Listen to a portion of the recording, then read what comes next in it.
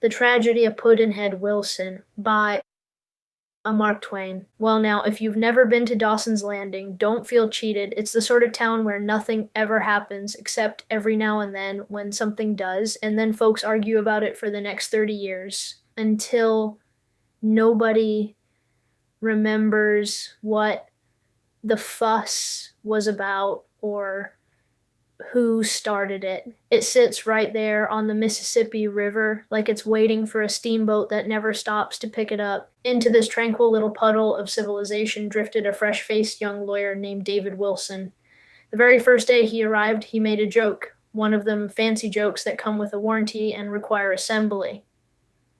Unfortunately, the citizens of Dawson's Landing had never before encountered such a specimen. They decided that anyone who made jokes they couldn't understand ought to be labeled for the public good. And so they christened him Pudd'nhead Wilson, a name stickier than a July afternoon. Now, in those days, there lived in town a woman named Roxy, who served in the Grand Driscoll household. She was only 1/16th black, which meant she was white enough to confuse polite society and black enough to confuse slave traders. She had a baby boy named Chambers who looked so much like his master's baby, Tom Driscoll, that you'd have to slap name tags on them to keep them sorted. Roxy, being a practical woman with little patience for misery, took one look at her future, the kind where you get sold down the river to a place so hot even the mosquitoes carry fans, and she said, "No, sir, not me, not my baby." So, one night when the moon was winking its only eye through the window, she tiptoed into the nursery and swapped the two infants, just as calmly as a woman rearranging throw pillows. From then on, the whole Driscoll clan raised her son as the heir, and the real Tom grew up as a slave boy named Chambers. And the astounding thing is that nobody noticed, not because the swap was clever, but because folks see what they expect to see. And once they expect to see it, the truth can wave a lantern in their faces and holler, "Here I am," and they'll still miss it. The children grew up true to their reassignments. Tom, who was really Chambers, became so gentle and obliging, he'd probably apologize if you stepped on his foot. Chambers, who was really Tom, turned into a lazy, strutting good-for-nothing who thought the world was his breakfast plate and he was entitled to all the gravy.